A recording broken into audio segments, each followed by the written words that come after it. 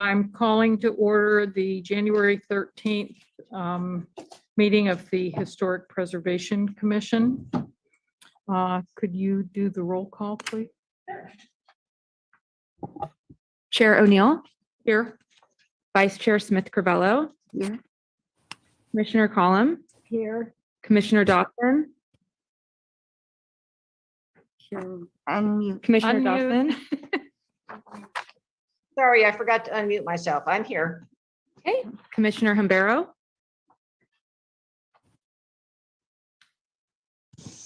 Commissioner Humbero, Here.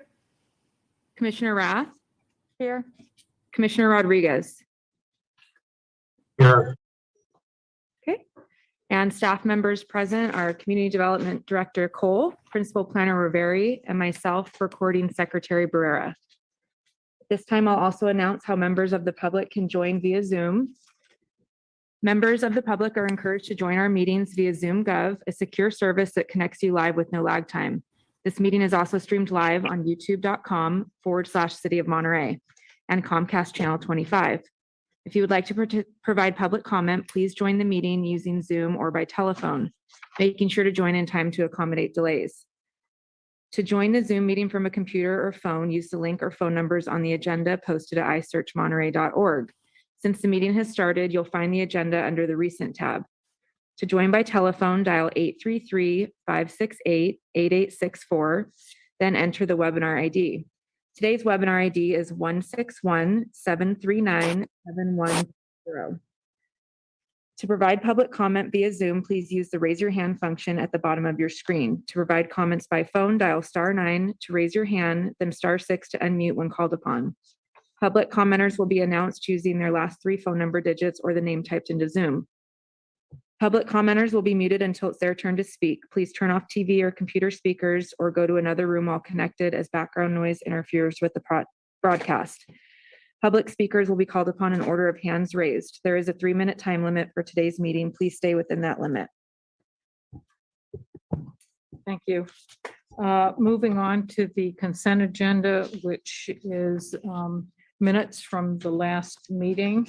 Were there any changes, additions? I have an addition. Yes. I also spoke to encourage the city to provide training for us. And I gave an example of a training that we recently received from with participants or information, I think was organized in San Jose.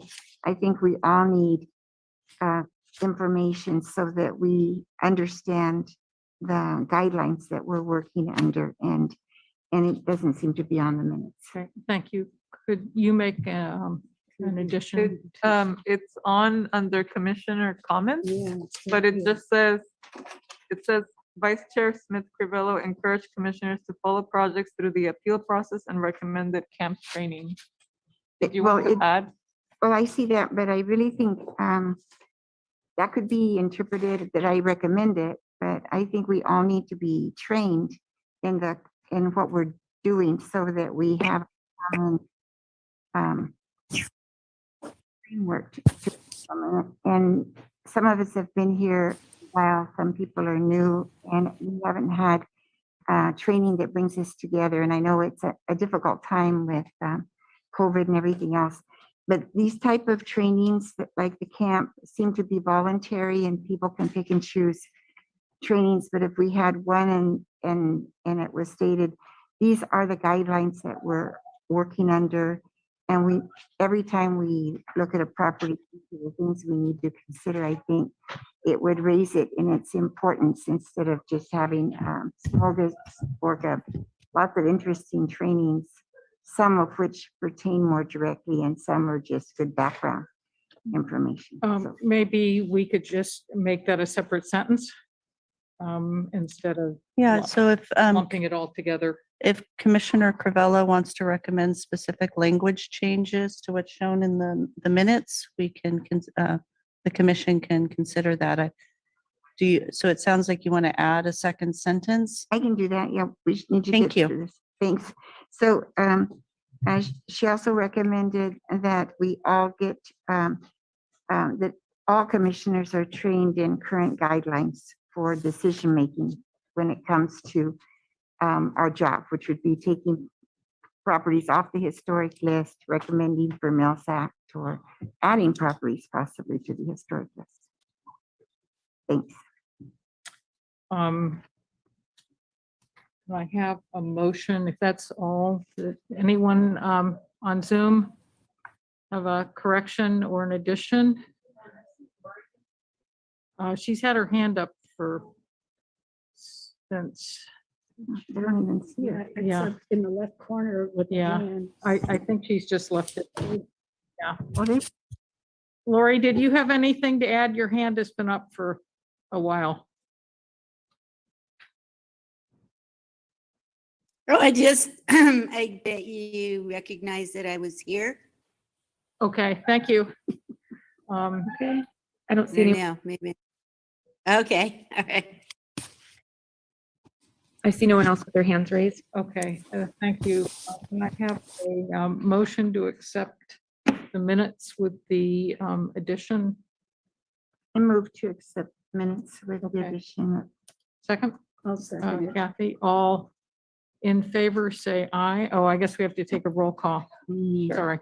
I'll go ahead and take the roll call. Okay, Chair O'Neill, aye. Vice Chair Smith Carvello, Aye. Commissioner Dawson. I'll have to abstain because I missed the last meeting. Okay. Commissioner Collum, Aye. Commissioner Humbero, Aye. Commissioner Rath. Aye. Commissioner Rodriguez. Aye. Okay, the minutes are approved as submitted with the correction from Vice Chair Carvello, stating that she also recommends that all current members are trained on current guidelines with a vote of 6. Okay, thank you. Now is the time when we ask for public comments for any item not on the agenda. I'm seeing none in person. Is there anyone? No hands raised. Do you need to give the phone number again, or?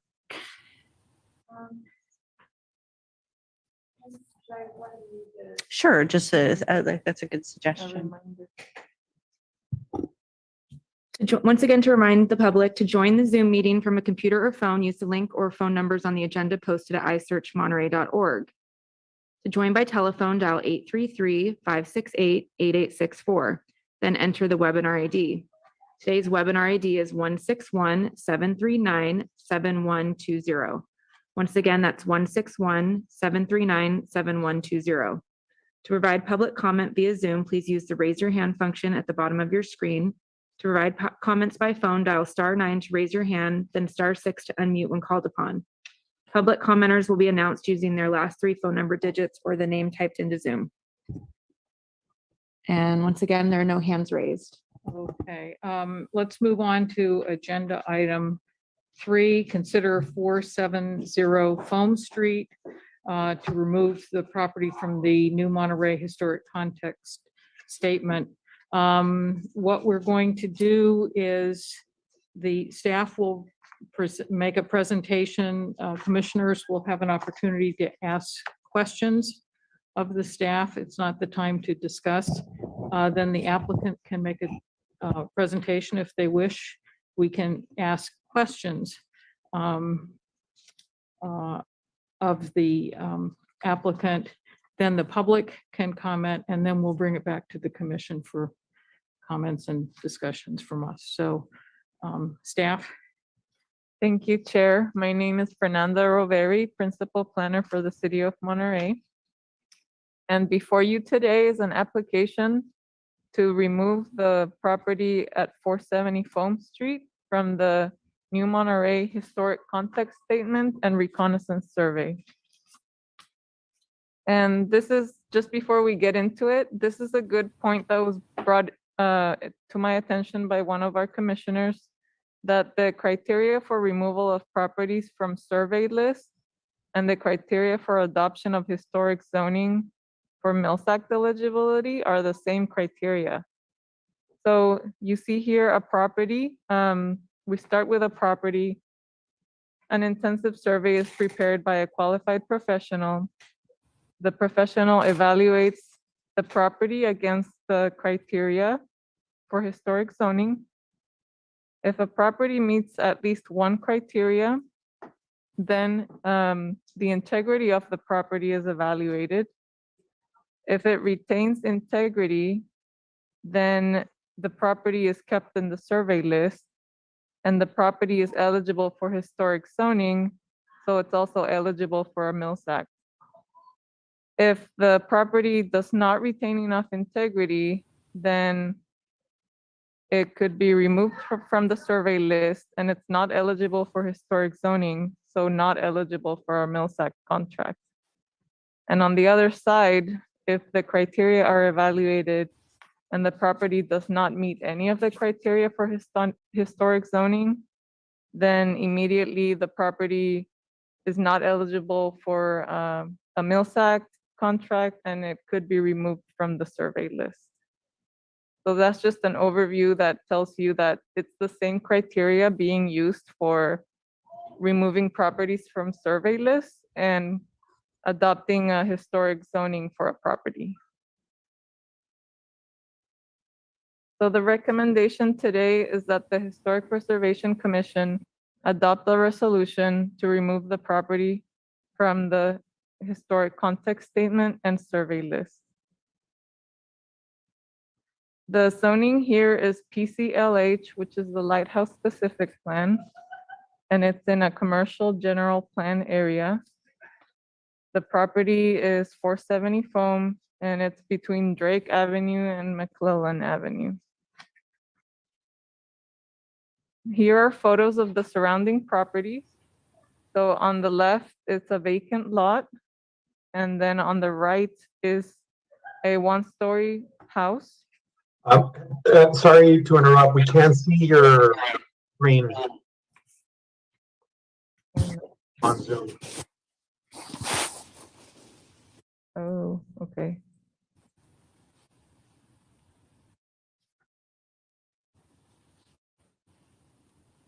Okay. There we go.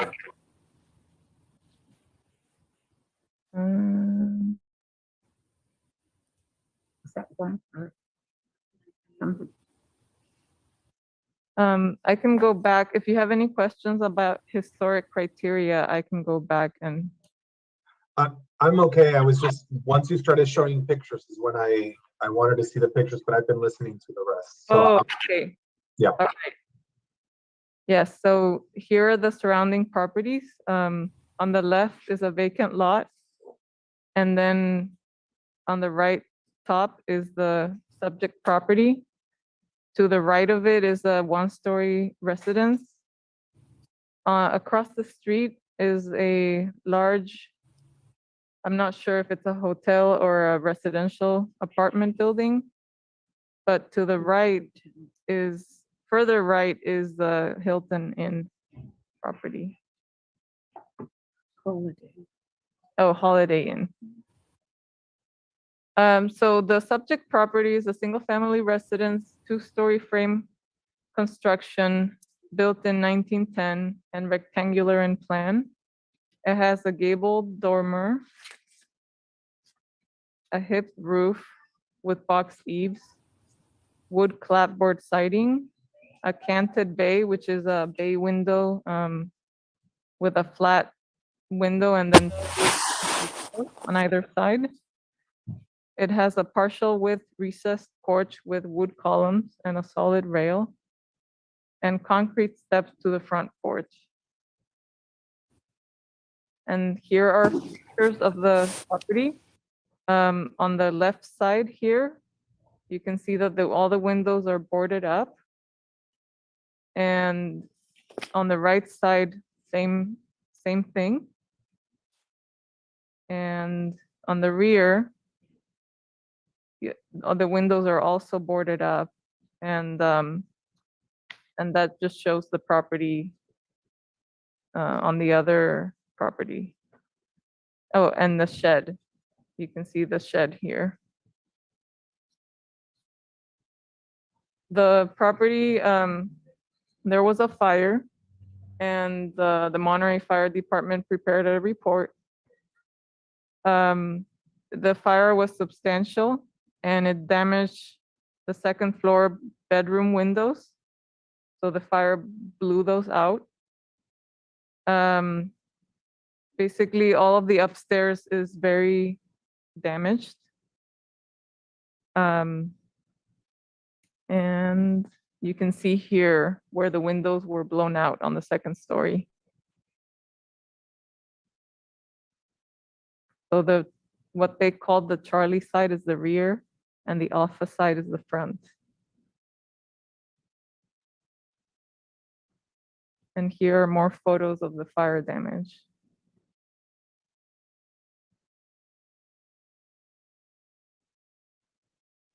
The property is included in the reconnaissance survey for both Cannery Row and New Monterey.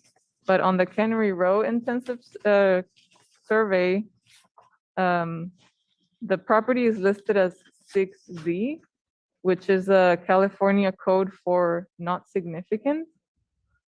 But we are going to consider the New Monterey reconnaissance survey because this property is within the New Monterey area and not what we consider the Cannery Row area. And in the New Monterey survey, the property was listed as 7R, which requires more further evaluation.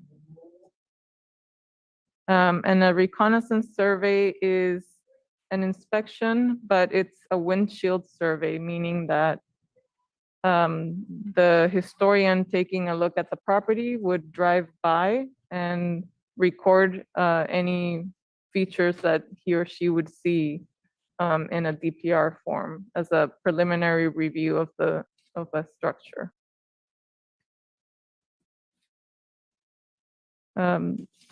So ARG, Architectural Resources Group in 2013, was the group that recorded the property on the reconnaissance survey. And they assigned that code of 7R, requiring further evaluation. In that reconnaissance survey, the property was identified as an example of a Victorian folk style. Here's a photo of the house circa 1910. And you can see the house is shown here. The shape is still the same.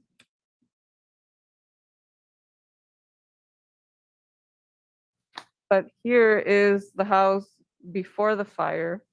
So this is the photo that ARG group took when they did their windshield survey. And it shows the windows were intact. This was back in 2012.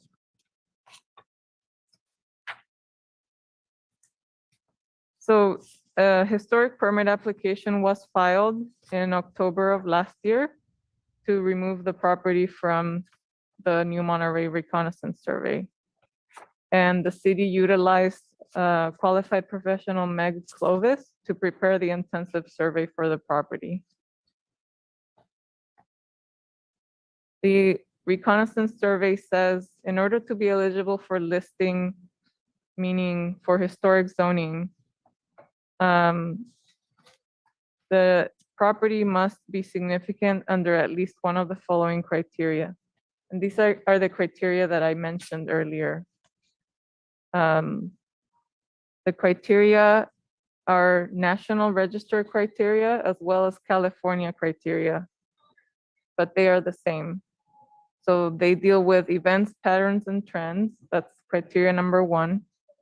Criterion 2 deals with a person and their importance to the history of the area. And criterion 3, the design or construction of the resource. And number 4 would be information, whether the resource can provide information that pertains to national or California history, but that isn't the case today. And the considerations for whether the property retains sufficient integrity. So the first criterion, Meg Clovis explains that in 1912, New Monterey had 325 homes, most of them concentrated above Lighthouse Avenue and owned by working class families. And although this house was owned by a fisherman, there is no evidence that the home is more significant than other homes that were built in the early 20th century. So the property does not qualify for criterion 1.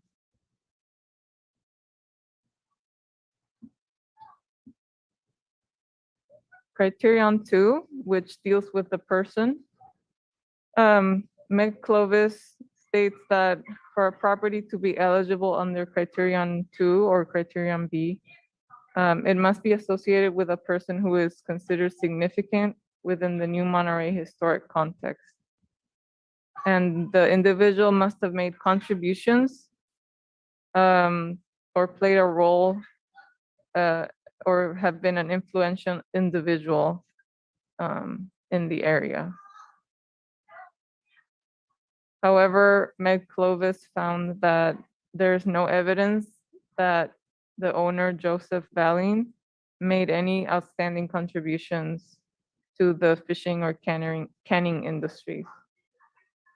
So therefore, the property is not eligible under criterion B.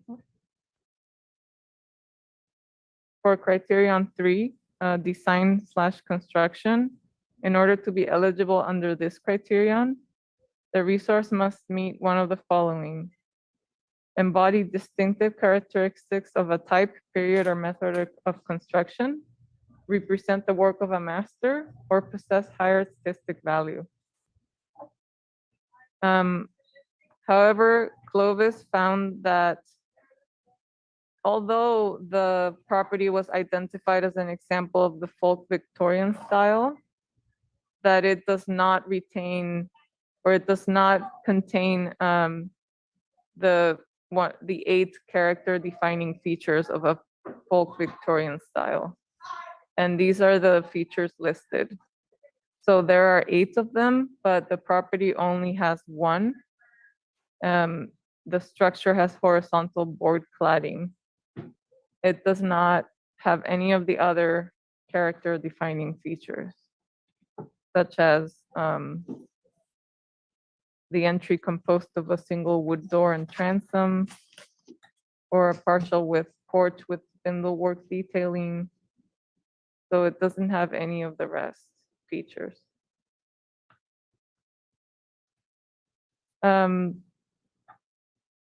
So Clovis states, she refers to bulletin 15, which is a bulletin that goes through each of the criteria and the integrity considerations. And this is the bulletin that a lot of qualified professionals use to determine whether a property meets the criteria.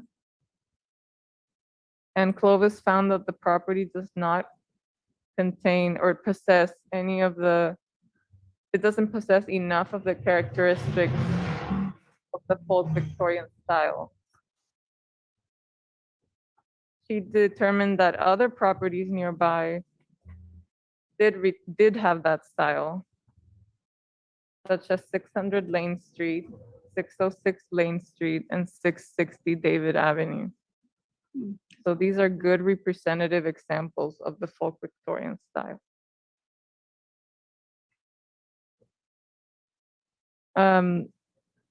She also states that in general, during the early 20th century, these buildings were not architect designed and thus are not eligible under this criterion as the work of a master. And so the property does not meet criterion C or 3 because it does not possess high artistic values. And therefore, it does not meet this criterion. And then this is criterion 4 or criterion D, which is about whether the building likely yields information important in prehistory or history. But this does not apply to this project. And there's no evidence that the building yields any information. And so because the building does not meet any of the criteria, it is not necessary to evaluate its integrity.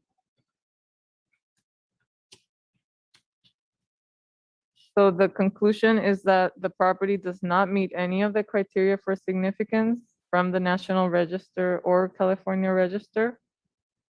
And the historical record does not support the eligibility of the property for its inclusion in the adopted survey list or for historic zoning.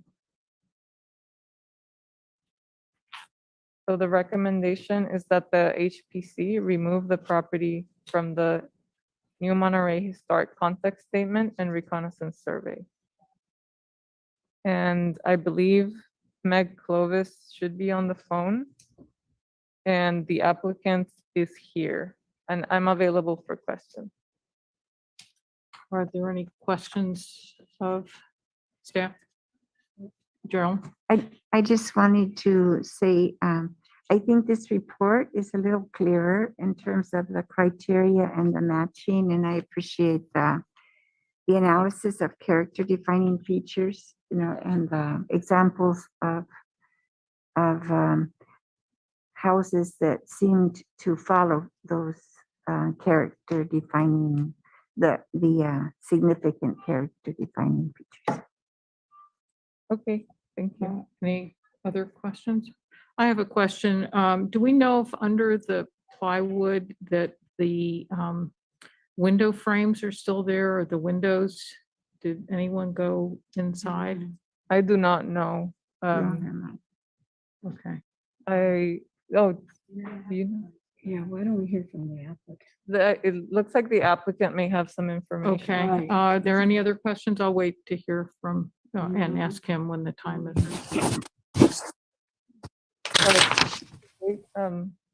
I think. Are there any other questions, staff? Lori? I have a question. I Uh, have a question. I, if I I might. have a couple of Yeah. questions. Okay. Number one question is, how do we know that only one person lived here for all those years? I assume that more than one person lived here, but this is evaluated, or the historic context statement placed this property on the early 20th century. And the person that was identified to live there during that time was Joseph Valine. And so, but I can ask if Meg Clovis is available. She could give us more information. Thank you. Okay. So I don't know, it seems a big judgment call to say that the house does not have any history, no prehistory. I mean, Native Americans lived near the ocean. That's one of the first houses in that area. There must have been some purpose besides a fishing place, because really the fishing industry was not really that important at that time. So I just really wish that there was more census information. Pope directory information would have been very helpful. Because, you know, there's census 1890, 1900, 1910, 1920, so on. And it just boggles my mind that only one name would be mentioned. And so from that, how do we know that this was not an important person, or that there were not important people? Lori, I think somewhere in there I did read where there were other people. It may have been in the survey. Thank you. Yeah, in the 22. yeah, object record. But this is something we can discuss when we bring it back to the commission. right now we're asking questions of Fernanda. Juan, you have your hand up, I believe. I do, thank you. So I had two Me? questions.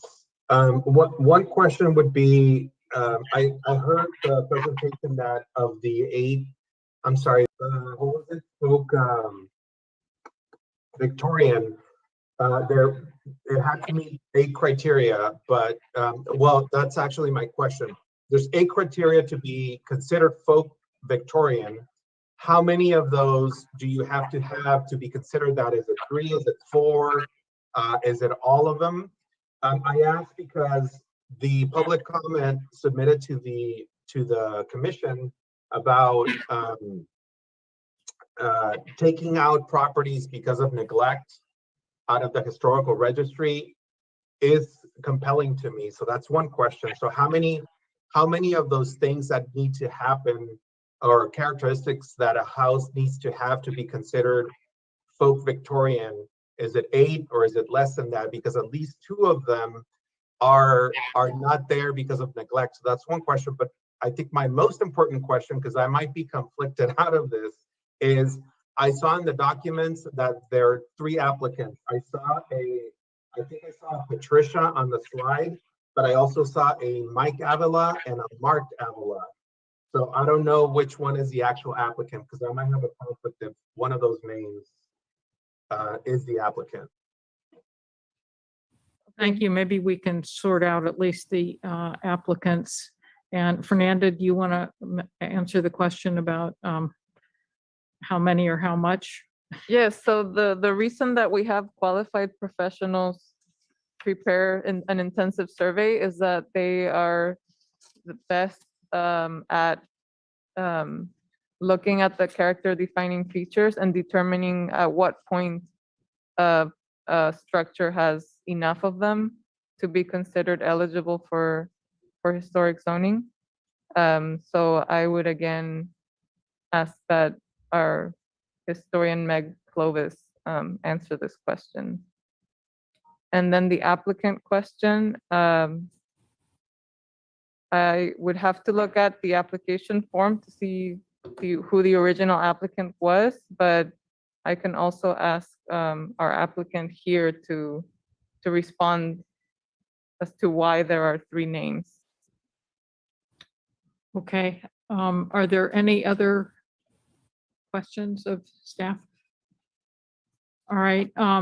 Could we hear from the applicant, please? Fernanda, do we know if Meg Clovis is on this call? Do we know?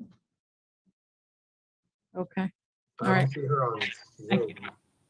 Zoom. So I can answer. Okay, we need to have your name, please. My name is Mark Avila. And Patricia Cal is my first cousin, and she's one of the owners. My brother is Mike Avila, who with another brother owns a construction company here in town. And I'm glad we're making that distinction. Avila Construction has nothing to do with this effort. This is a family friend and blood relative assistance. I'm the applicant because the ladies that I'm working with have no experience with the forms and formats and communication in this form, if you will. So I've been helping them with the property since it caught fire. But perhaps more importantly, the 2 sisters, the younger women, I'll tell you who they are in a minute, were my first friends. So I've been with them, I'm 65. I've been with them for 65 years. And so I know perhaps more than you're used to about this particular house. So also with me here today. So I'm Mark Avila. Mike Avila is not involved. Patricia Cal is 50% owner. And Raylene Stalder and Marshall Pratt own a quarter apiece. And they are sisters. And they're also CALs. So the important name that I'm going to be talking about from here on out is CAL, C-A-L, which is a Americanization of a family name from Spain. We also have our realtor who knows a lot about what's going on in Monterey, Mr. Peter Baird. He's come along if you've got any questions for him.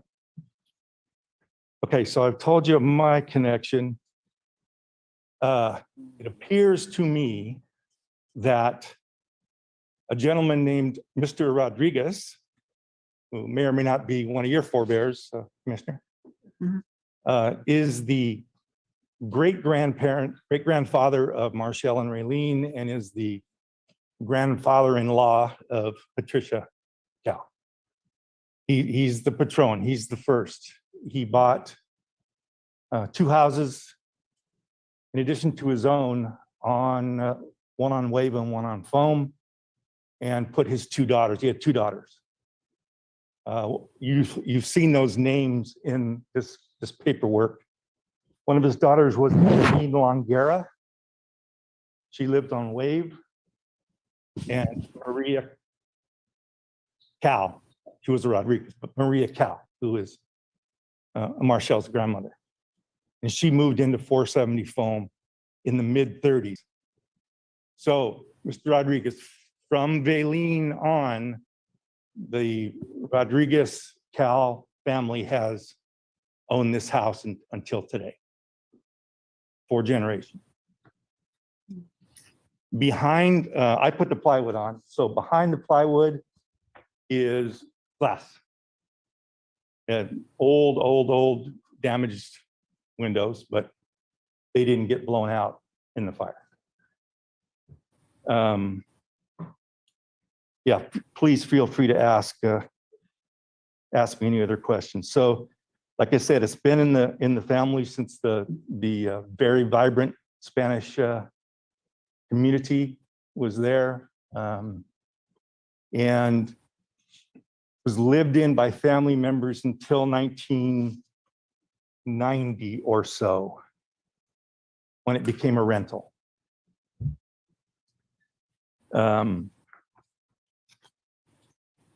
And that's kind of when it became difficult. So I bring all this up to let you know that the people that are trying to affect getting this house off the list so they can better move it on to a new owner that can make it beautiful again are not faceless financial business people, monopoly, moving deeds around to further their financial position. They are middle-aged ladies and they're tired. It's been a long road since the fire, and frankly, before that. The renters have not been good to this particular property. You read through Megan's report, you can see that one gentleman tried to turn it into a museum. He put some John Steinbeck's name on the front of the house and filled the top floor with a bunch of garbage that Emilio, who is Cal, who just recently passed, is Patricia's husband. He had to go in there and get rid of all that. And then after his brother passed, Vince Cal, it was hard to find renters down there. The house has no garage. It's got, the parking has meters, fairly small house. And frankly, at the end, it was the new modern day Palace flop house. I was there working on getting the place safe so that workers could come in and get rid of the damage. And a young man walked up to me from Henry Row and he said, "Oh my God, this house is burnt. This is terrible." And I said, "Oh, do you know these folks?" And he goes, "No, I don't know them, but I've been to a dozen parties here and this is the best place around." But he didn't know anybody that lived there, but walking up from work, that was the place to stop. And the House did show that when I got involved, when we went in to see what could be done about it. So my people that I'm helping don't have the energy, the health, the resources to either rebuild this place or rent it again. They're done. And great grandfather Rodriguez would tell all of us, it's time to go. It did what he wanted, sheltered his people as long as it could, and it's time to move on. And so now here we are in 2022, and the neighborhood's changed. And so it's, I think, a little bit, I know you're not supposed to look at the financial part of this, but it's a little bit risky to build a home in an area that's not a neighborhood. That's, maybe it'll sell right away for a good price, maybe it won't. And then the ladies are again stuck with this burden. And we'd like to be able to have them move on. A realtor tells us the best way to move this property is to leave it with the most flexibility, to leave it with the most buyers, types of buyers that could look at it. Again, I've watched a lot of your recordings of these meetings, and I know that Meg's report and Fernandez's report says this house shouldn't be on any historic lists. It doesn't qualify for all this stuff, all those codes and all that. We see all that. But I've also heard where you've said, and I quote, some of the houses maintain a historic integrity of the location, setting, design, materials, workmanship, and feeling of the area. So some houses just not, you just like to keep them because they look like they used to look. And I would say in response, I drove these two streets. Personally, I think anything above Lighthouse is a neighborhood. That's a different game. But I think for this, the way you folks look at things, it's all one a big world. But for our purposes, I think wave and foam, that's what we're talking about. It's not Cannery Row, it's not Lighthouse, it's not north of Lighthouse. What does wave and foam look like? On wave and foam right now, there's 19 either older homes or where someone's done a great job maintaining the look. There's 19 of them. And so I'm making my best effort to put a little humanity into this thing, a little person.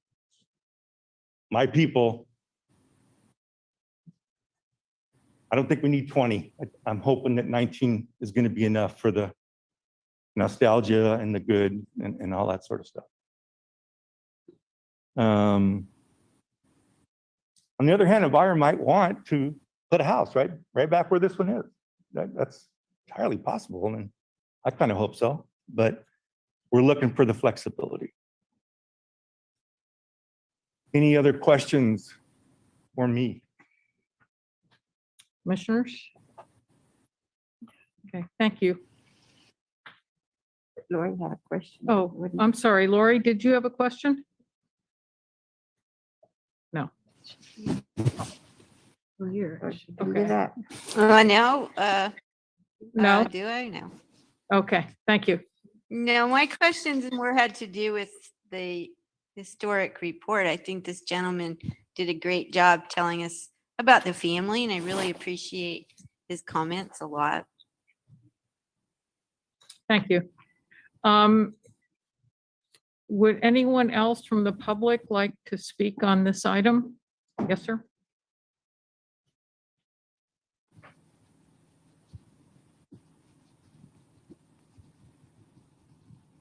My name is Peter Baird. I have a commercial real estate company in town, Mahoney and Associates. I've operated the business for 45 years. And to the chair, the committee and city staff, I did have a few thoughts. I do appreciate also the fact that Mark had offered some insights into the city's, into the family's relationship with this property. But to a large degree, that's not really relevant. We're here to find out whether or not this property is significant and make an informed decision on that. Vice Chair Crivello, you had mentioned, and appropriately so, that it's important for your committee to get training. I've certainly been on my share of committees, and I know, particularly as a public servant, how important that is. And I applaud and respect you for promoting that. And I would hope that, in fact, it's somewhat ironic that we're coming to a historic preservation committee and asking that a property be unpreserved. Somewhat ironic to begin with. But I would hope that the committee, and I trust that the committee does not see its role as being a protector of what is perceived to be historic, because that's not your job. Your job, in fact, according to the city, is to develop programs to encourage property owners to make their properties historic.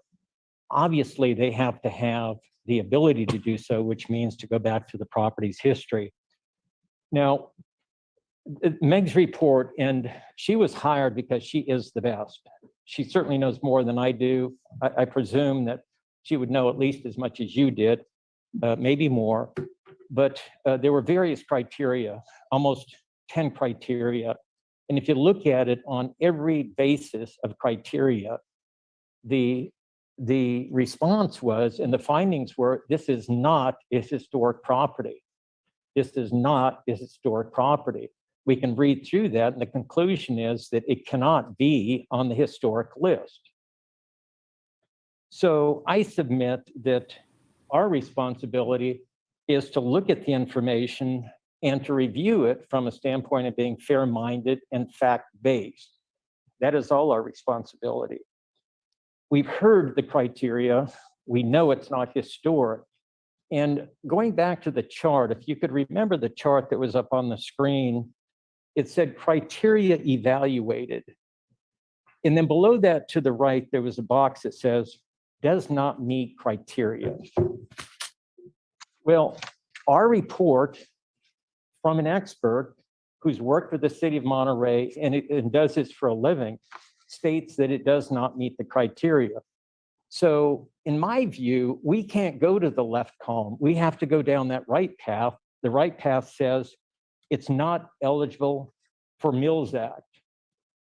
So if it's not eligible for Milsaq, and since a property has to be historic to be Milsaq, if you don't agree to remove it, then the property sits in limbo because it's not historic and it's not eligible for Milsaq, but yet it has this specter over it that suggests that it is historic.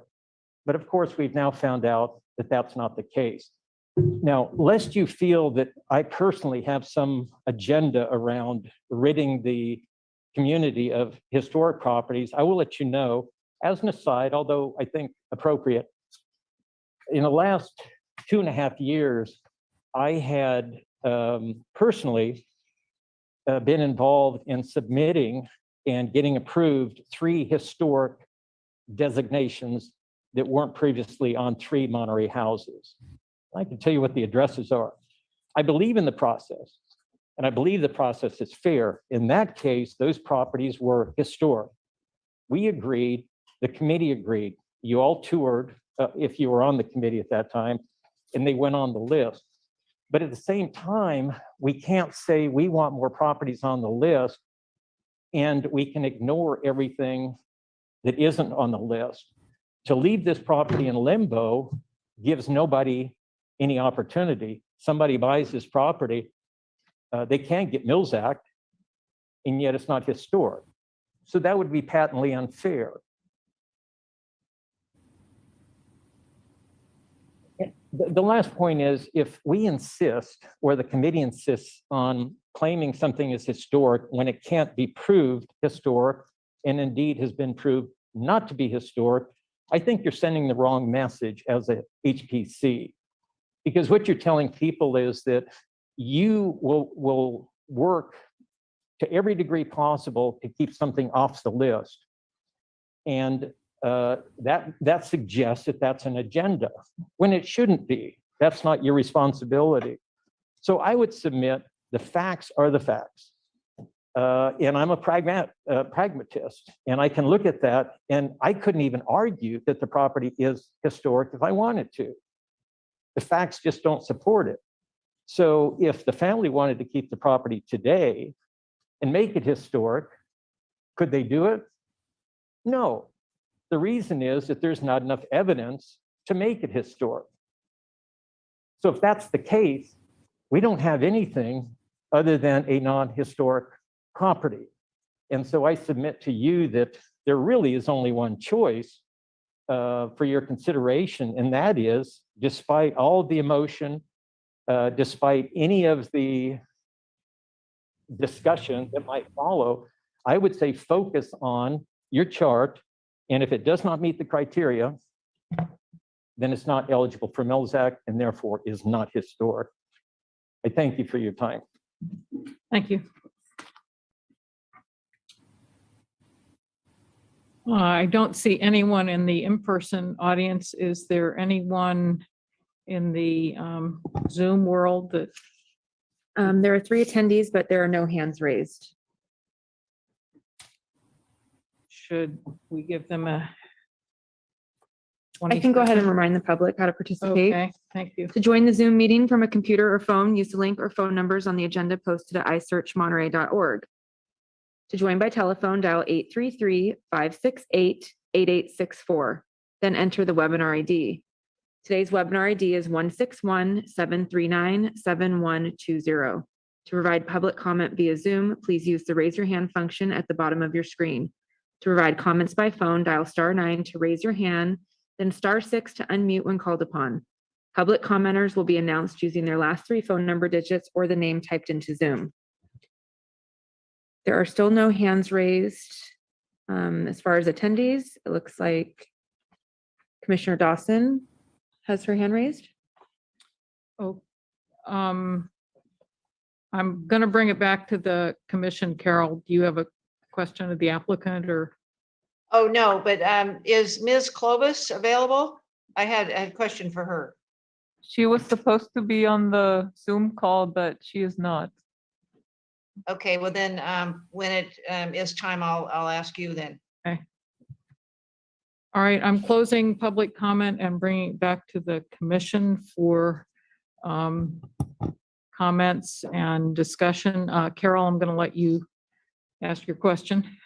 Okay, thank you. On page, packet page 13, where we're talking about criterion number 1, it says that although the house was owned by a fisherman, there is no evidence that it is more significant than any other homes associated with the theme.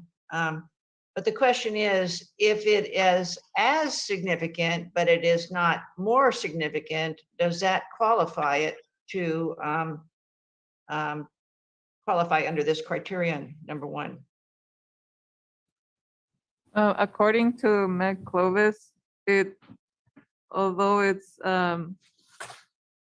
not more significant, it still does not meet criterion 1. Okay, so it's not. I mean, because there's a distinction between being as significant and being more significant. So she's saying that it's not even as significant as the other homes, correct? That appears to be what she said. Well, yeah, I wanted to ask her, but okay, that's fine. Is there, I have a comment on that. I found that I did not see anything that would make criterion 1 not relevant to the historicity of the building. It seemed that criterion 1 was exactly what we're looking at. And the quibble that the consultant had was that most of these homes were above lighthouse, which to me makes it more, I'll say more precious, the fact that it is below lighthouse. And the photo that was included of early in the 20th century. I don't know if I can find it in my packet. The overhead shot showed that this is, thank you, one of the very first houses. Thank you, Kathy. Page 10, one of the very first buildings and houses below Lighthouse. And I will point out that one of the defining features of Cannery Row is the mix of commercial and residential. Linda Rath had, I don't know if you have it, but there's an interpretive plaque down on Cannery Row on Wave Street, I believe, that talks about the how the mix of residential and cannery buildings is one of the defining features of Cannery Row. We have any other discussion? I have a comment, Madam Chair. Juan, yes. So, you know, I don't want to give the impression that just because a building is old, I think it's historic, because that's not the criteria we're looking at here. My only concern, and I'm not saying that this is the case here, but in terms of criteria 3, what is to stop? So, for example, I'm looking at Clovis's report, and I'm not questioning, obviously, her expertise. And I knew her in a past life when she was a county historian, so I know she's an expert. But what's to stop, for example, to an owner that does not want to own a historic property to willfully neglect it by, you know, not taking care of it? So by the moment that a historian actually comes in, like in this case, say Ms. Clovis comes in and analyzes it, then in that case, because it's been neglected for so long, it won't meet the criteria. And I'm talking about criteria number 3. Specifically, that's why I have my question for Ms. Clovis is of the folk Victorian characteristics. And she mentions 8 of them in her report. The house, she mentions at this point, the house only has 1 of the 8, but if you read into the report, you can see that a couple of those characteristics are no longer there because there was a fire. So there's no door, so we can't see if it's historically significant, and there are no windows because they're boarded up because there was a fire.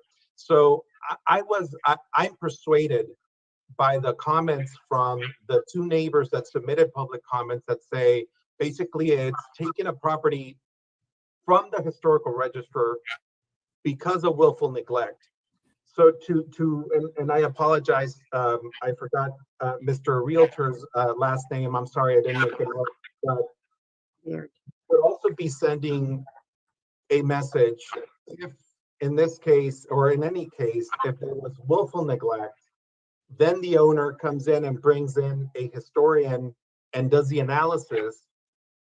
At that point, you know, we're incentivizing people to neglect historic properties because they want to take them out of the registrar.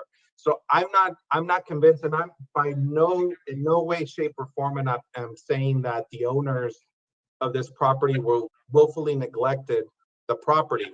But I still have that question of Ms. Clovis, how many of those criteria must it meet of those 8 characteristics of a folk Victorian to be considered with the criteria number 3?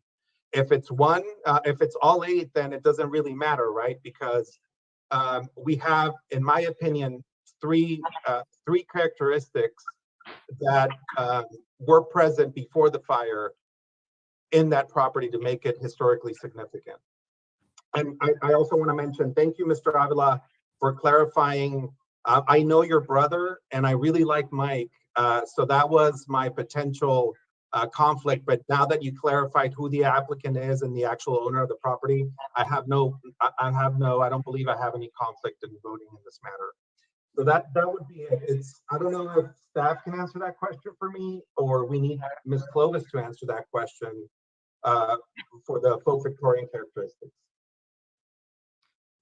Juan, I'm just going to take a whack at this, having been on the commission for a good number of years. This is part of our job. It's like integrity. How many pieces and how much of it? It's subjective.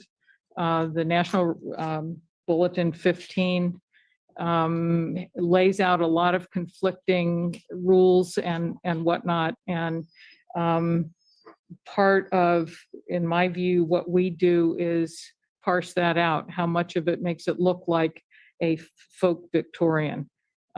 In my worldview, what we label the building, if it has integrity going back to 1910, it doesn't matter what we label it, because it is what it is, whether it had gingerbread or not. Lori, I see your hand is up, and I did bring up some things prior, but I guess that wasn't the right time. But I really would like to ask questions of Meg Clovis as far as what her, how did she research it? Where did she go for the information? Why is the information, seems to me, incomplete? Because the house was actually built before 1910, because it's in that photograph from 1910 already existing. So I find it very unfortunate that I'm not able to talk to Miss Clovis about, how she went about getting the information. And I'm also concerned when we just say, well, there's no prehistory there. Well, how do we know that? There's no history there. How do we know that? Because we just don't have any real documentation. So anyway, I would hope possibly that we could continue this item until Ms. Clovis can be available for questions. Yeah. are there, thank you, Lori. Are there any more comments or Carol, questions? Linda? Carol has her hand. Oh, I'm sorry, Carol Dawson. Yeah, hi. Going back to criterion 1, she doesn't, I agree with Lori. I think it would be a good idea if we could talk to Ms. Clovis, because back to criterion 1, it said that it was owned by a fisherman and it was there in 1910, and it looks like it hasn't been modified, at least from the outside. It looks pretty much the same as it did in 1910. And she doesn't really explain why it's not just as significant as the other homes that would qualify under criterion 1. And then Juan was talking about demolition by neglect. That's something that we're not even supposed to consider. Now, the other question I wanted to ask is, Mr. Baird talked about this area of being in limbo, and if your house is deemed to be historic and it doesn't qualify for Milsaq, then you're kind of stuck. But according to Fernanda at the very beginning of the meeting, the criteria are exactly the same. So if something is left on the list, then it would qualify, because it complies with one or more of these criteria, then it would necessarily be eligible for a Milsaq contract. Is that correct? That's correct. With the clarification that a qualified historian would have to prepare a historic survey finding the building qualifies under the National and California Register. So we have 2 qualified historians right now that have concluded the property is not significant. We have the original Cannery Row survey prepared by Architectural Resources Group. That was then followed up by another survey where they were looking at it more from the new Monterey context, and they qualified it as a 7R. And then we have Meg Clovis following up the Cannery Row Historic Survey that has also determined that it's not eligible. So there would have to be a historian that would write a survey that shows it as significant. So right now we don't have that document, or nor do we have any historian to date that has made that conclusion. When you say 7R, that is potential, that's the windshield survey. So the 7R in the windshield survey, there are some that say more research is needed. And so those are 7Rs. Okay. And so during the windshield survey, they drove by, they clearly saw that it was an older home, and they said clearly more research would be needed to determine whether or not it qualifies. And so the windshield survey is just that. It's a drive-by survey. They're not determining significance. And if you look at the survey form, they have the first sheet, but not the second sheet, basically, that determines significance. So I do just want to point out, it would not only be the Historic Commission disagreeing with the historians, there would have to be another historian that came forward that prepared a DPR that showed that it qualified. That would be a public hearing in front of the HPC, Planning Commission, and City Council to rezone the property as a historic resource, and it would be eligible for a Milsaq contract. And, you know, the struggle you point out, I mean, I worked on, and I know Carol was here then too, and probably the most conflicted historic preservation project, or one of them, was the Ocean View Plaza project down in Cannery Row. We had no less than 4 conflicting historians with different conclusions about all of the items on the site. Ultimately, there was a call made in the environmental document. If there's, in fact, a disagreement amongst experts, that's even accepted through the environmental process. It seems to happen more with historic resources than it does other types of things we work on. I'll give you examples. Usually a biologist agree it's a creeping lizard, if that's what, you know, it's the concern, or everyone agrees that's a Monterey cypress. Historic preservationists that are qualified professionals, they use the California National Register criteria. National Register Bulletin 15 provides additional clarifying guidance. And in this case, the 2 previous historians have found it to not qualify. Is there going to be a third that comes by that finds that it does qualify? Maybe. Who is besides Meg Clovis, who was the other? So it was Architectural Resources Group with the original Cannery Row Historic Survey. Was that when they, and actually for the last Foam Street project that we had, I tried to find the Cannery Row. I think we have a conservation district. I could not find that on the city's website. So it's there. I was reviewing it with Lori on Friday. So I'd be happy to show everyone how to find that document. Yeah, I think what's tricky about this site, which doesn't usually happens, is when we drew the boundaries in the late 90s for the Cannery Row Historic Survey, there was sort of a circle drawn around a map, and that was the survey area. When they did the new Monterey survey in 2000, I guess it was, I wasn't even working on it, but 2012, 13, they drew a boundary and surveyed from there. Well, this is one of the few areas in the city where there was an overlap in survey areas. I actually don't know of another area that has this overlap, but we had a survey. The Cannery Row Historic Survey concluded it was not individually eligible. The new Monterey survey said that it needed more research, and that's sort of how we ended up here today. And I do want to just one comment in regards to Mr. Rodriguez's comment regarding neglect. I do think there's a difference. I mean, first of all, I think we need to go back to our ordinance and really deal with the issue of neglect and decide if we're going to adopt policies regarding that. But I do think we've now, there's another property that's probably going to be coming forward to you that also had a structural fire.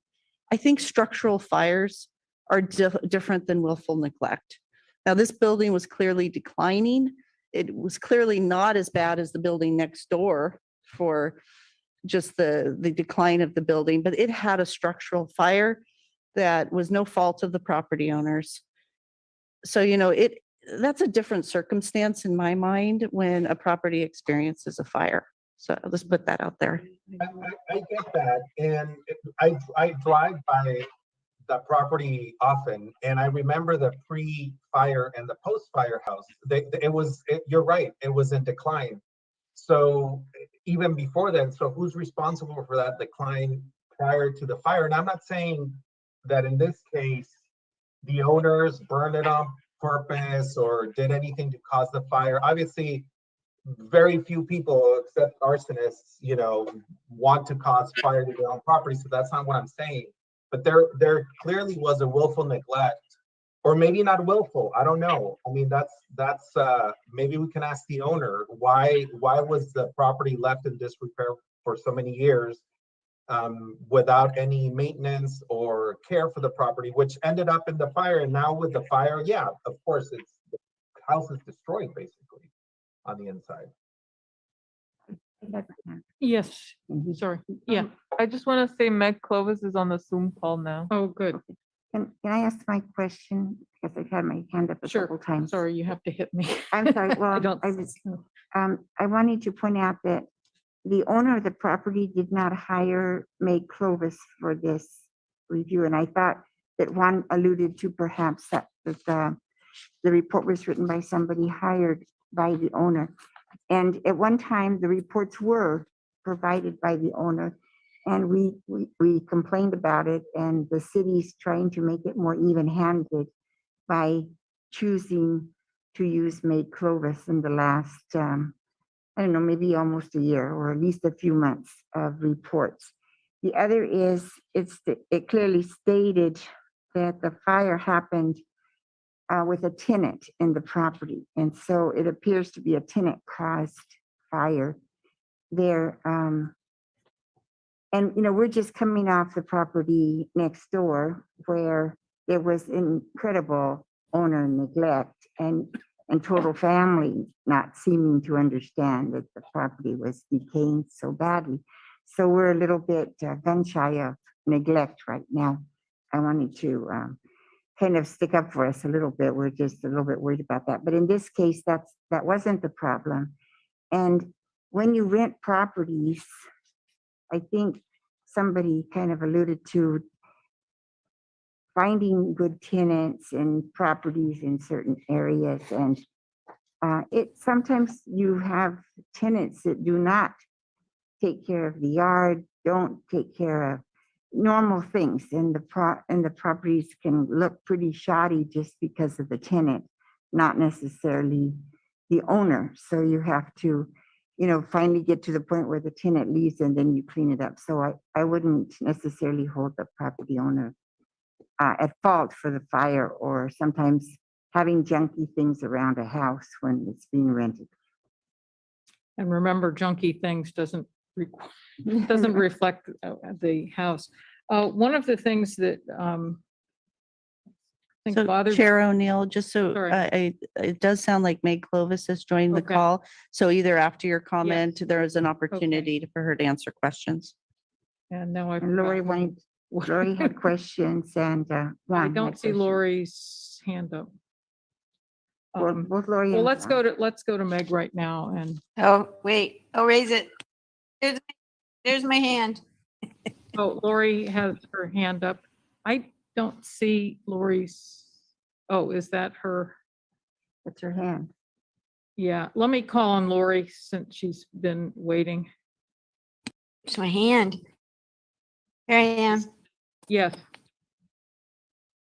Okay, so am I asking Meg questions? Okay, so Meg, my questions are to determine what was your methodology for research of people who had lived there in the past? What was your methodology to establish the age of the structure, the actual age? And I guess those are my two biggest questions. Okay, so can you hear me? I apologize. I have no electricity, and so I didn't have the call-in number, but I hope everybody can hear me now. yes.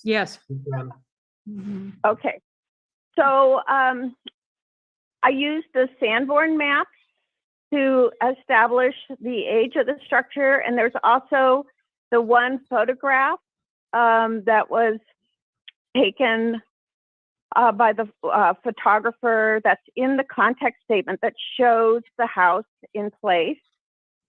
And then of course I used all the directories, the housing directories. And they go back quite a way out in the history room at the public library. I think the oldest one is 1909. So you can trace back houses pretty well using those directories. Does that answer your question? Lori? Well, I was wondering about the census documents. Yes, What? I used Ancestry Oh, to look so up the census Boolean. documents, was that person?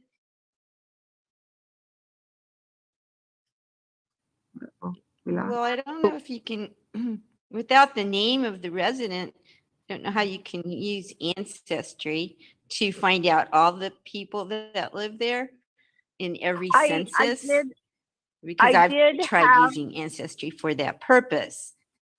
right, I did have the name of the first owner, Valine. And then if you reference the DPR completed by ARG, they reference the subsequent owners as well.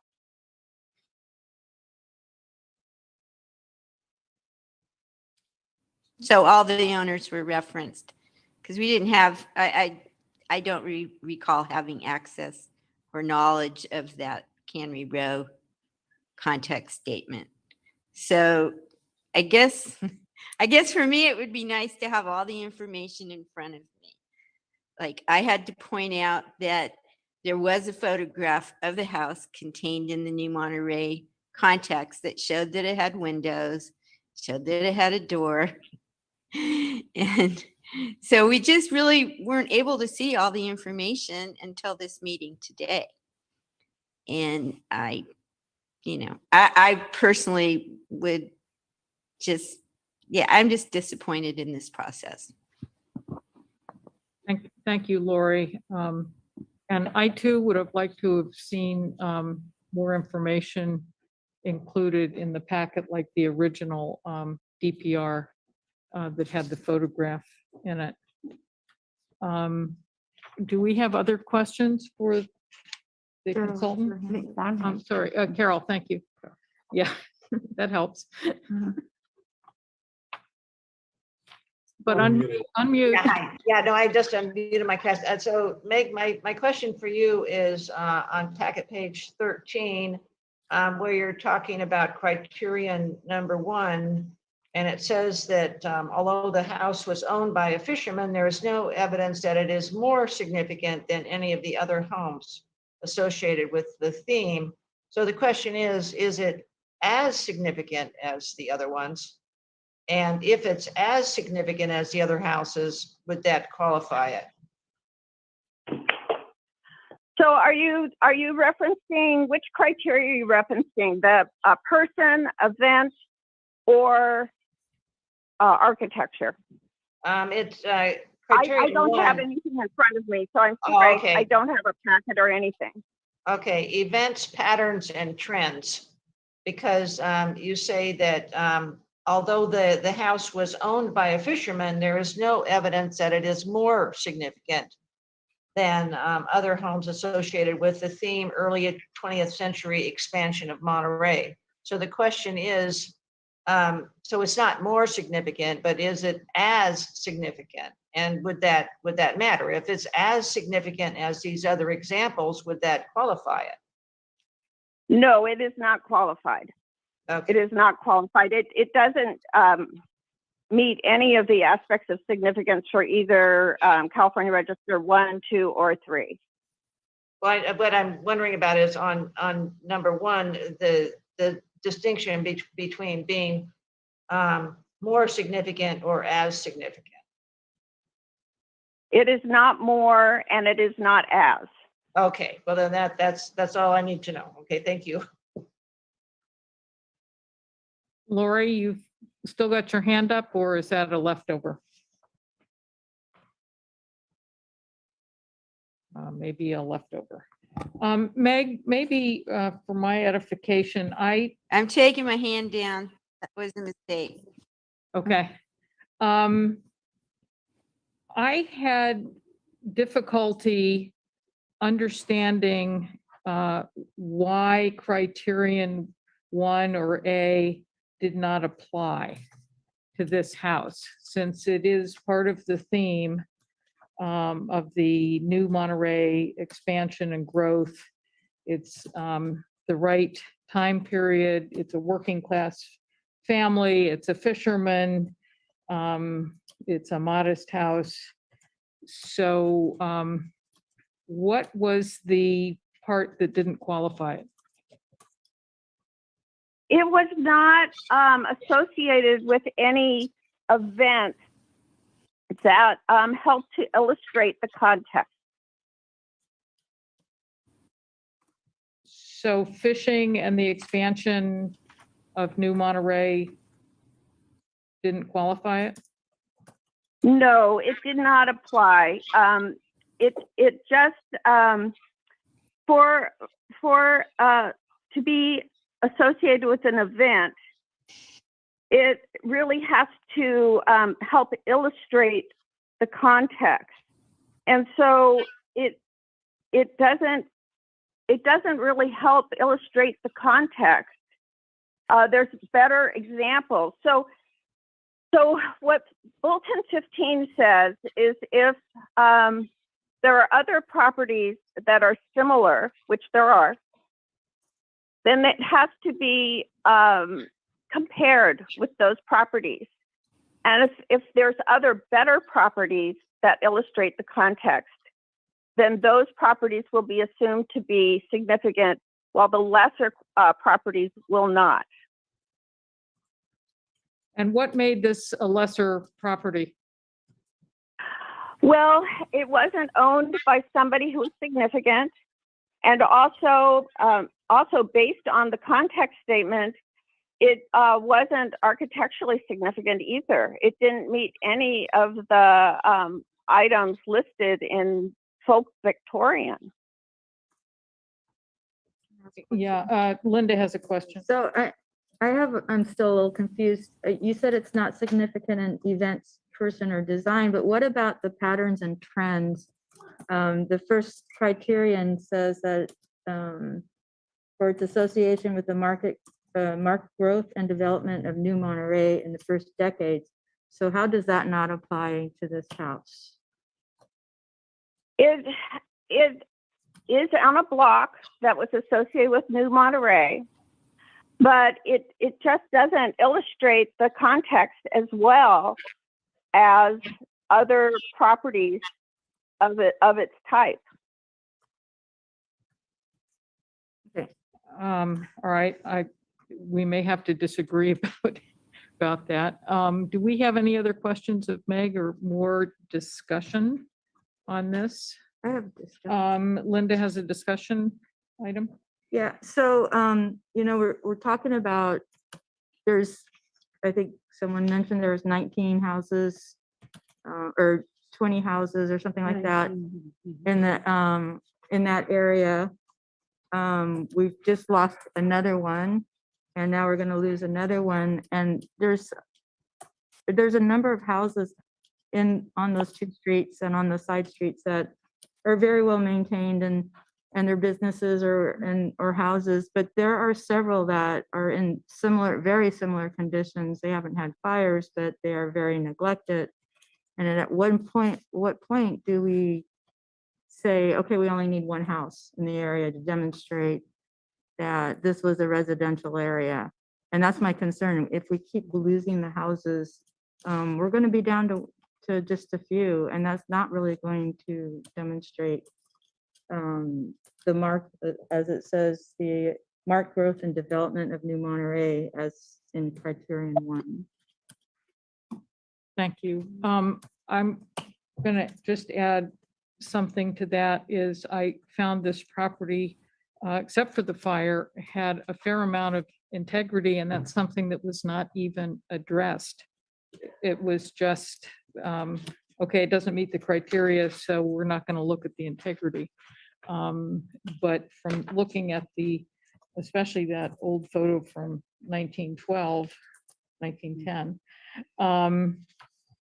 it seems to have a fair amount of integrity.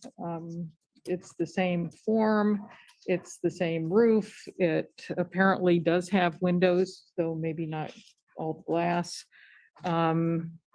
It's not clear about the door or anything behind the plywood, but since it was not evaluated, it sure looks on the face of it to have some remarkable integrity.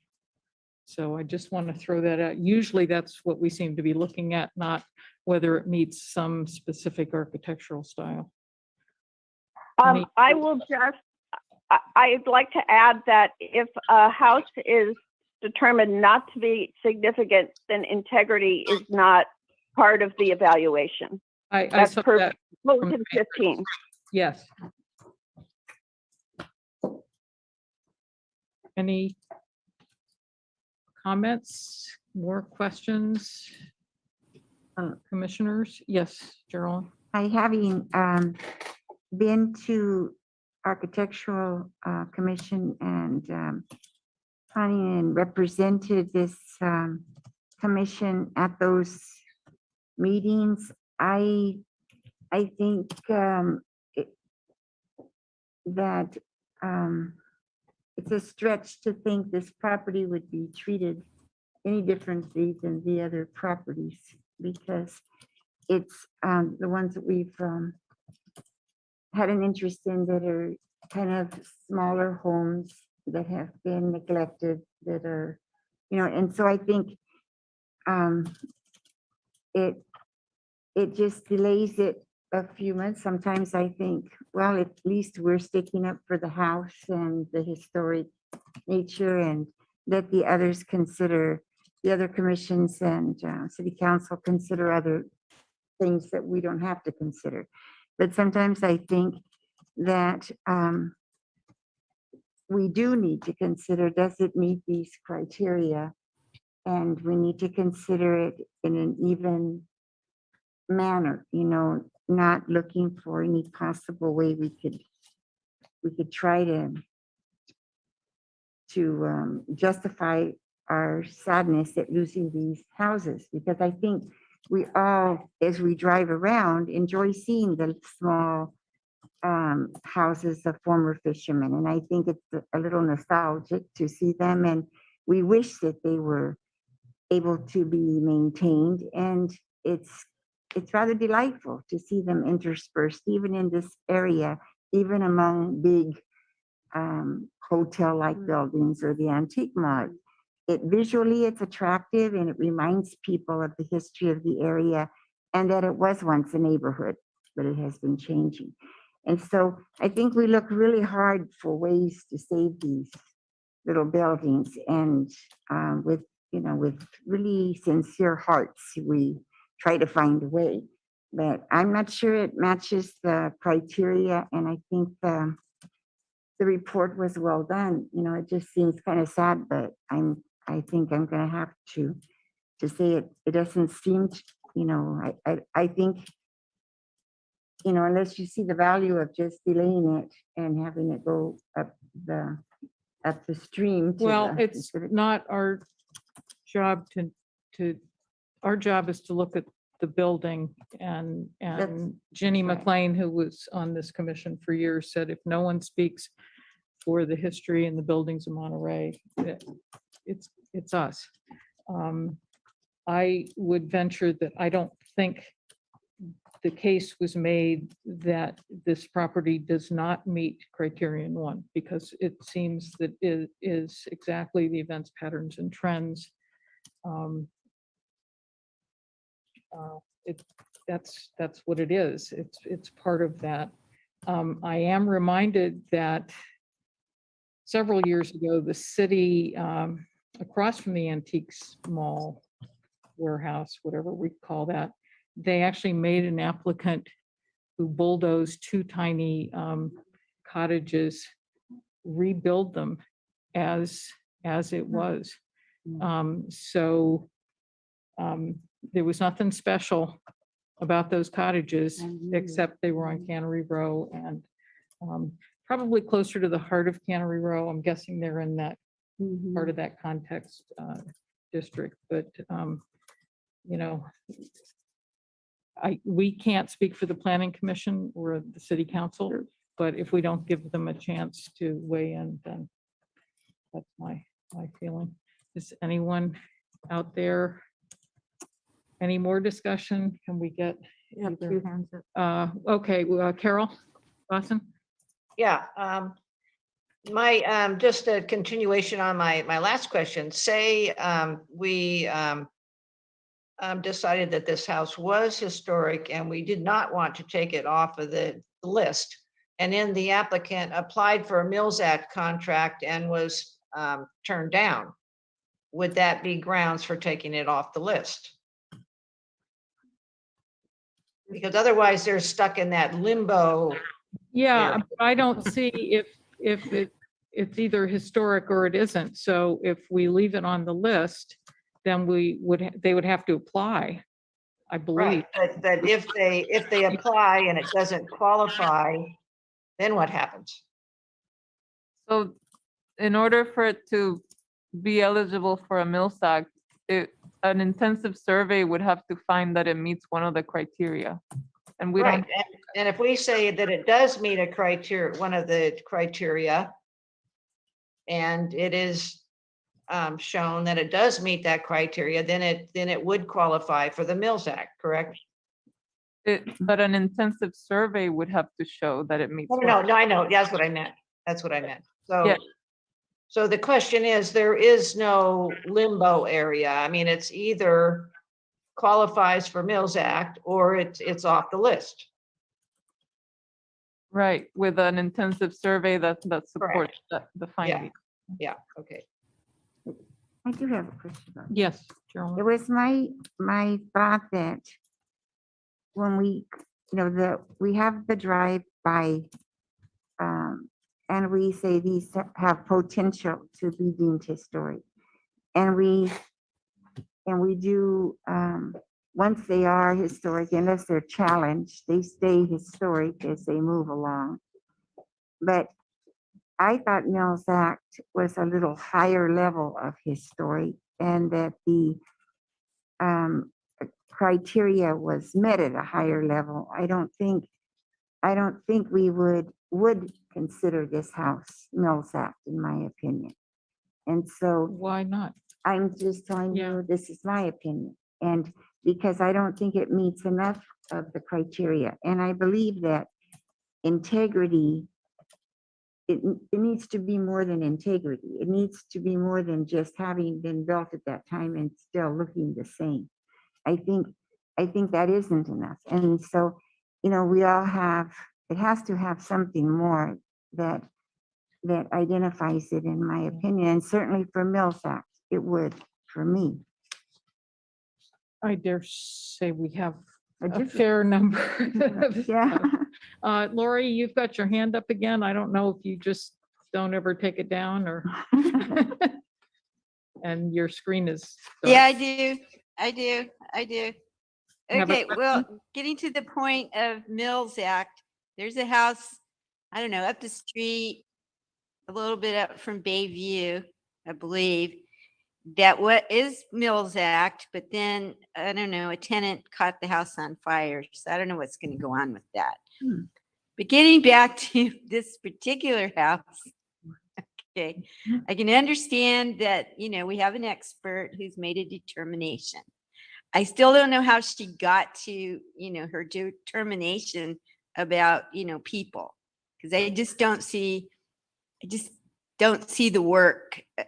How did you arrive by this? What are your documents? And maybe that's not something that I can expect to get.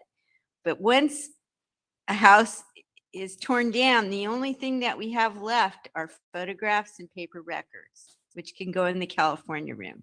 And then we can reconstruct what the history was, how there was a mix of residential, how this house probably dated from 1890, 1900.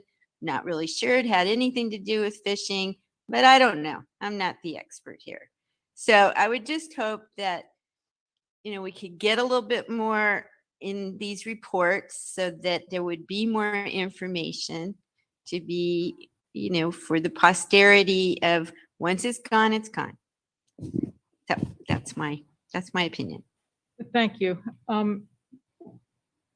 Could someone make a motion up or down so we can, or do we need more time to?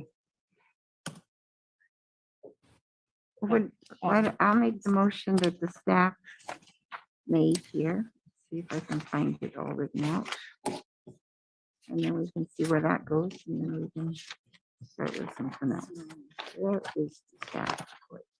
Okay, so I'll make the motion to remove the property from the new Monterey, remove 470 Foam Street, application HP 21-0233 from the new Monterey Historic Context Statement and Reconnaissance Survey list. I will second it. Okay, any more discussion? Okay, we take a vote? Sure. Chair O'Neill, No.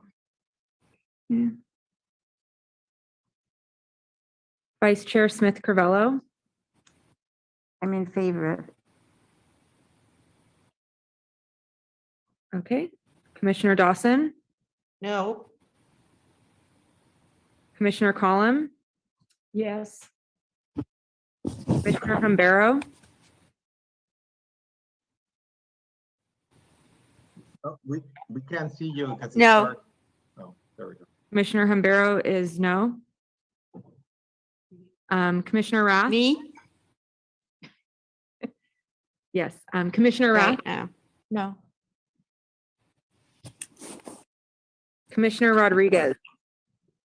Yes. Okay. So it looks like this motion does not carry. There are 3 yeses and 4 noes. Okay. The decision is appealable. They have the opportunity to make another motion. Oh, sorry. Oh, Thank you. what do you suggest? Yeah, so I mean, if the motion to remove it did not pass, then I would assume someone would make a motion to deny the application Okay. request. The one thing, if that is your motion, you need to make findings for decision. And so we can represent those to the planning commission and maybe ultimately to the city council, how you reached your conclusion, because we have the historic survey that says the contrary. All right. And Sure. I would hope that somebody besides me goes to those meetings, Okay. you know, and speaks to why it was important, not just what the recommendation of, because it's hard for me to do it. Okay. I'll make a First stab. things first, Linda, Okay, so I move that we deny the application for the following criteria. The house contributes to the character of the neighborhood. Just one sec. Doesn't contribute in my, Sorry. The uniqueness of Monterey and the wide variety of houses represented in this area, I'm sorry, uniqueness of Monterey and and the wide variety of houses represented in the area. you want to mention the events, patterns and Yeah. trends? Yeah, I will. Let me finish this here. Okay. It's important to protect individual houses.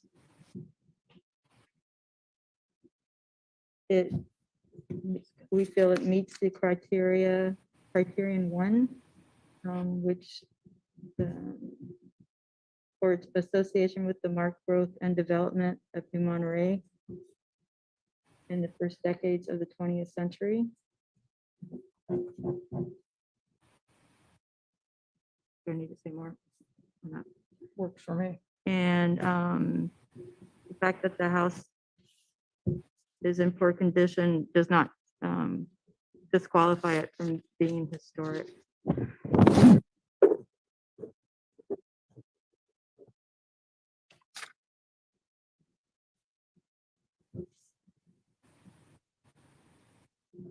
Oh, and the last one, this is one of the few examples of the style in Cannery Row area of New Monterey without structural changes.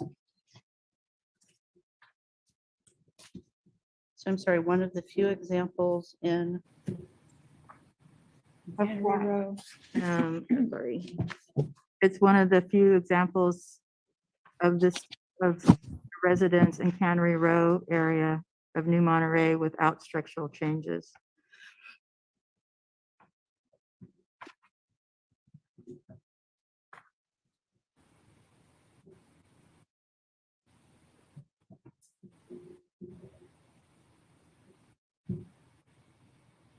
Okay, do we have a second? Online, Carol Dawson? I offer an amendment to that, or do I have to wait for a second? I guess you can make an amendment and then we'll second it. Okay, I would add that it looks to me like it maintains integrity of location, design, materials, workmanship, and feeling. Thank you.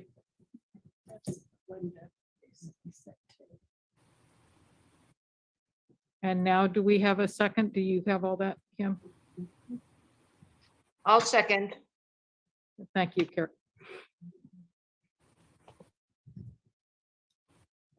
She's still writing.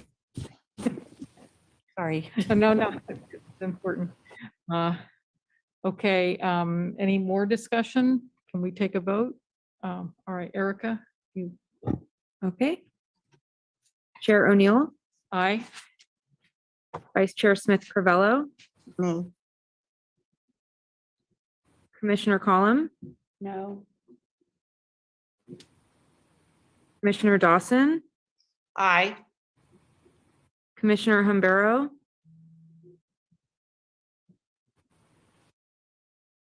Aye.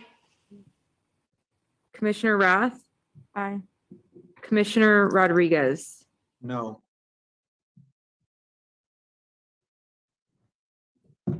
Okay, now is this an appealable? This, Erica, if you want to give.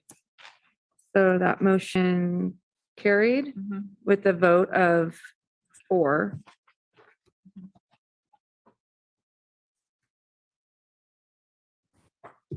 This decision is appealable to the Planning Commission within 10 days on forms available online. Thank you. Now we'll move on to commissioner comments, keeping in mind it's 5:45. All right, staff, oh, sorry. To ask something, mainly to Kim, I believe. Do we have any information on 527 Van Buren, which is also boarded up right behind the parking lot? I was at an Old Town event last night and sat with the couple whose house where all I can remember is Flora Woods lived there, sorry, across the street, and have done a wonderful job doing what they wanted to do with the Milsaq. They've had some big problems, apparently. They were calling the city council today, they informed me, to find out what's going on. They can't find any owner. Raccoons have bitten their dog, a lot of things happening. So I'm just wondering, I've wondered about that house. I asked some neighbors one time, they had no information either. So in terms of the safety issues you're bringing up, please just have them email me at cole@monterey.org. Okay, that would be And we'll better. turn that over to our code compliance division if there's animals or something like that occurring. Yeah, I told them I'd rather bring this up today before they get city council kind of thing. Yeah, so we have a whole code compliance division that works on any complaint citizens have. So Okay. and we'll investigate and send somebody out there and research what's happening. Okay, thank you, Kim, very much. Anything else from the commissioners? I still see 2 hands up there. Yes, Carol? Okay, Oh, wait, this I is called- Lori. On the point of this, Lori. oh, sorry. I had called on Carol Dawson, but Me? she's muted. You're not, okay, no, she's, Okay. Yeah, Okay. oh, Oh, sorry, she's sorry muted. about that. I would like to comment that the reason I voted yes on this is because homes have been approved for Milsaq contracts, which have been modified a lot more. So than Commissioner this one has. Dawson, please don't refer to a decision made earlier in the evening. If you want to make a general comment, you Oh, I'm can, sorry. but it I'm sorry. shouldn't be regarding a specific site or decision without it being on the agenda. Okay, I'm sorry. But just in general, we have approved homes for Mills, or the commission has approved homes for Milsaq contracts that have been modified significantly. Thank you. Lori, did you have something? Yes, I wanted to think about how we've been wrestling with a deteriorating building. And why is it that our code enforcement does not go out and enforce codes, make sure that buildings are sealed off from the rain when they're missing parts of their roof, et cetera.